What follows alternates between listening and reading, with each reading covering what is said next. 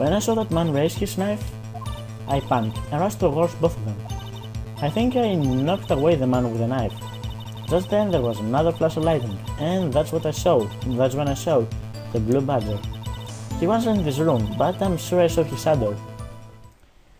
And now I apparently need to point out.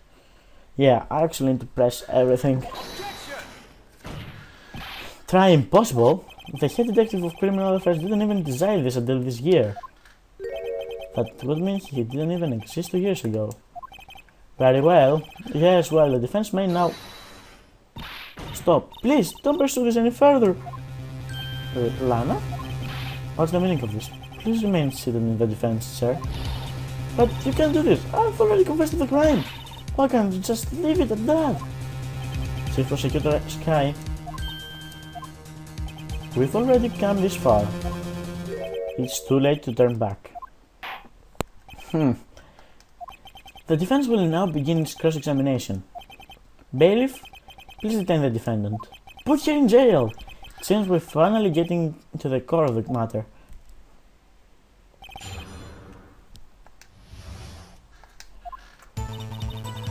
Well, I need to press everything, so give me a second. His shadow? So you mean you didn't actually see his face? With this, its winning smile and all? Wow. That's right, but I still remember it. He had 3 creepy horns. This is pointless. That thing couldn't even have existed 2 years ago. The witness must be mistaken. This may well be, but what's important is what caused her to think she saw what she did. Oh, and I suppose you have an explanation. So if so, then by all means, please tell us what this shadow really was. What was it that Emma saw when lightning flashed? Who is this blue badger really?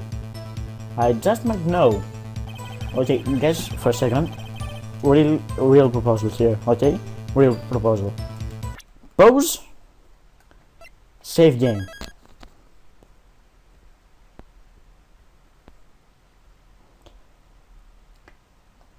Yeah, I've gotten game over 3 times in this shit.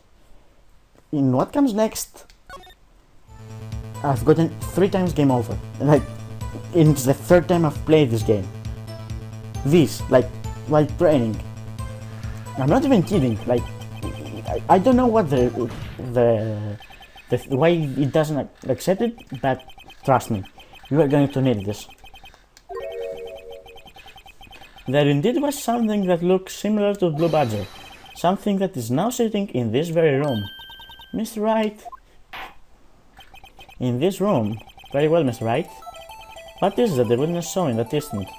Please show us that mysterious Blue Badger look-alike. Well, you're supposed to show the unstable jar.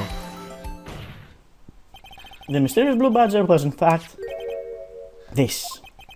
But that's... what exactly is this?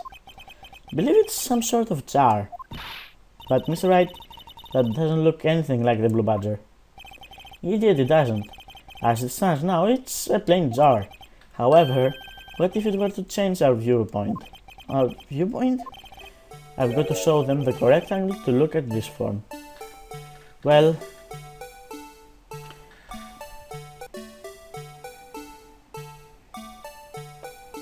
will it accept this time?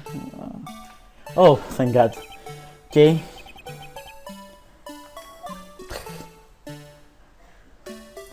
Yeah, it sometimes won't accept it. No one can possibly deny the jar resembles to the Blue Badger. I can! Shut up, you stupid child! No. It can't be! Order, order! The defense has proven its claim. The mysterious Blue Badger witnessed on the day of the crime was actually this.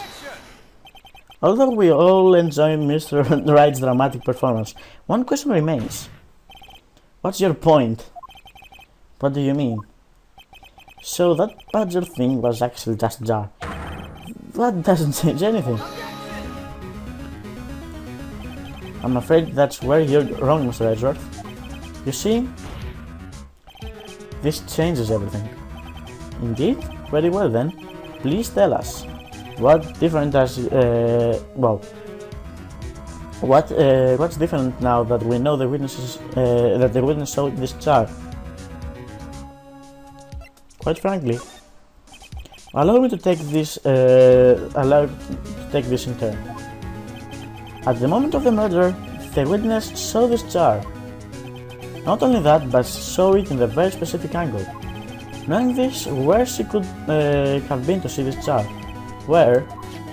The location of this jar is shown in the picture taken on the day of the crime. It's on the shelf in the office of Damon Gang.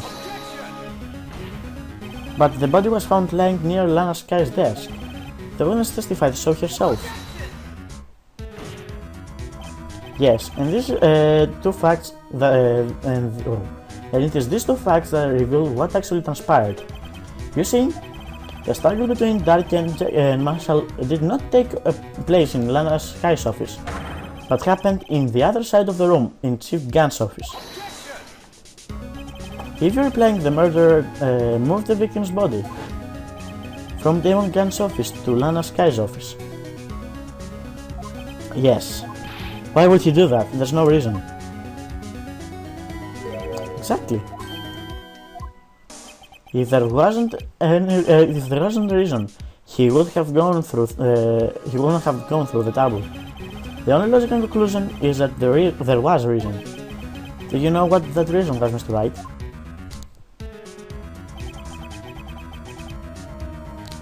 I finally figured that out. So this is why Lana tried to stop the trial. It's too late to quit now, though.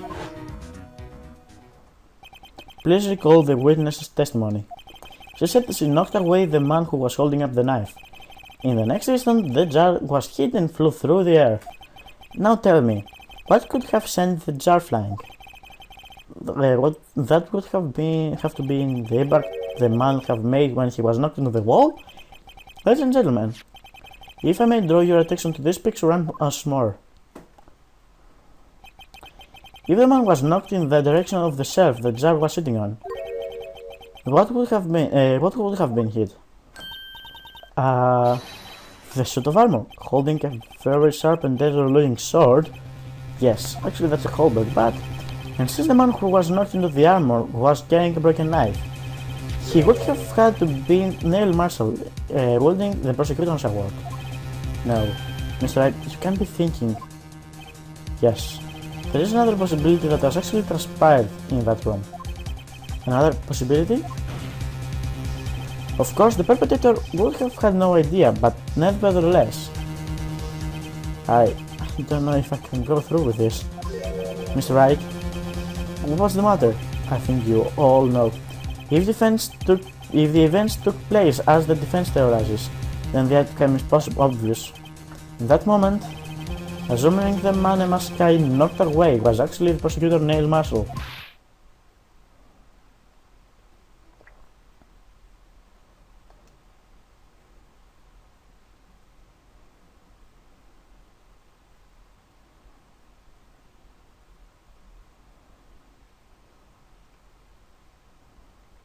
Poor Emma. You mean Mr. Marshall died because of me? No. Okay, I'm sorry.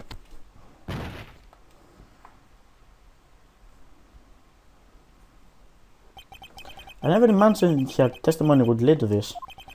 So it was the witness who took the victim's life and then proved so with her own testimony? This is unprecedented.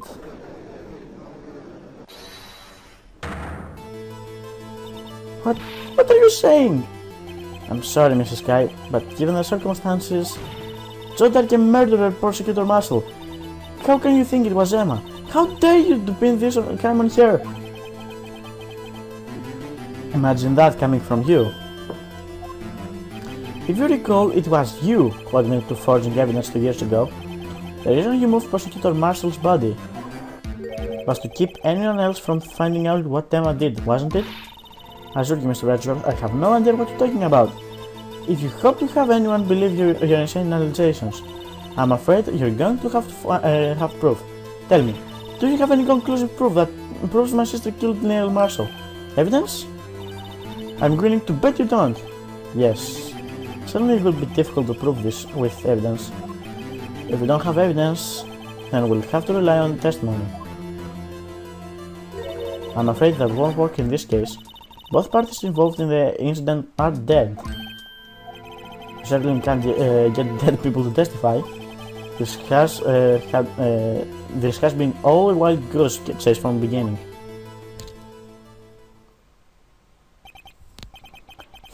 To semi-sky, of course, that only leaves us with one possibility. You mean there's still another possibility? What do you mean, Mr. Edgeworth? I mean the possibility that the victim has left us a message. For better or for worse, Mr. Marshall did not die instantly. He may have left behind the name of a person who took his life. Somehow, that's impossible. Well, Mr. Wright, this is the only possibility left to you.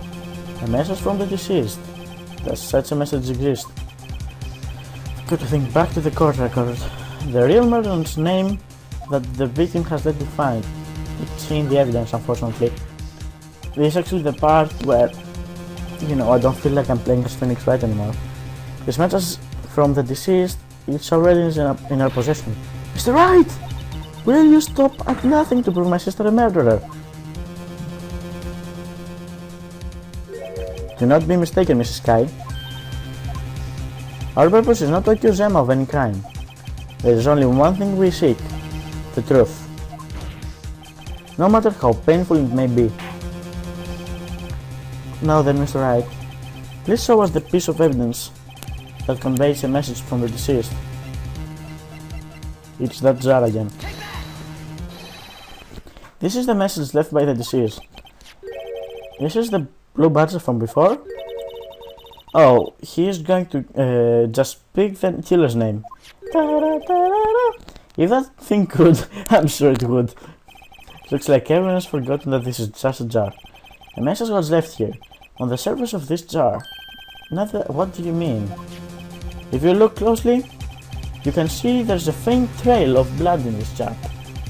Looks like someone wiped the blood away. Yes, but notice, for some reason, the blood on some of the fragments has not been wiped away. Yes, there is a line here, drawn in blood.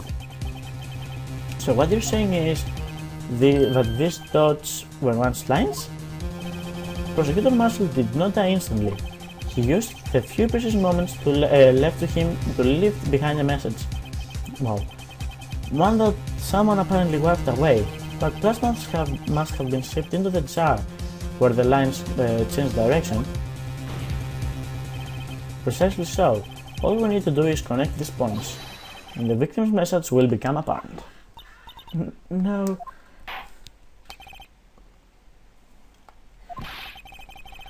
What kind of message did the victim leave to us? Your Honor, believe these blood stains will reveal to us the answers. I've got to connect this. There's only one thing the victim could have written given the circumstances: the murderer's name.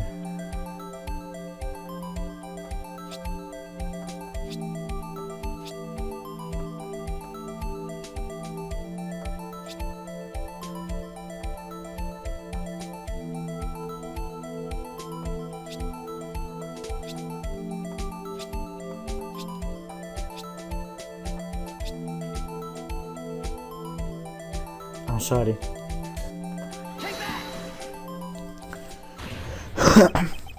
It's a defense attorney's duty to prove his client's innocence. That's why all I've been thinking about is saving Lana. After all my efforts, I never thought it would turn out like this. Emma. So this is the final message Prosecutor Marshall left behind.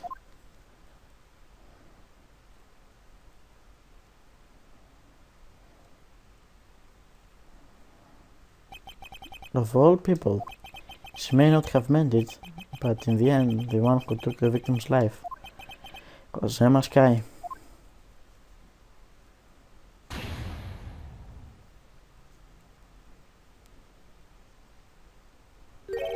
Seaworthy? Can't say I didn't warn you.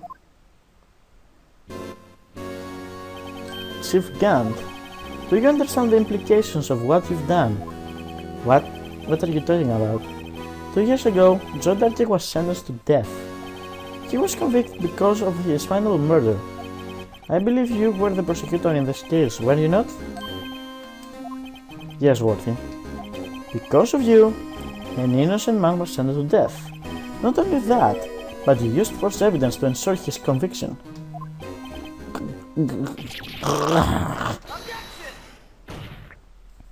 But Joe Darkey really was a serial murderer, it's undeniable. I'm afraid that's not important. Didn't you know? We aren't defenders of justice. But we're merely keepers of the law. Sentencing a man to death? It's no large matter. Even if there wasn't any cover-up or evidence forgery, ultimately the responsibility falls on the prosecutor in charge. Despite what anyone may say, this fact cannot be denied.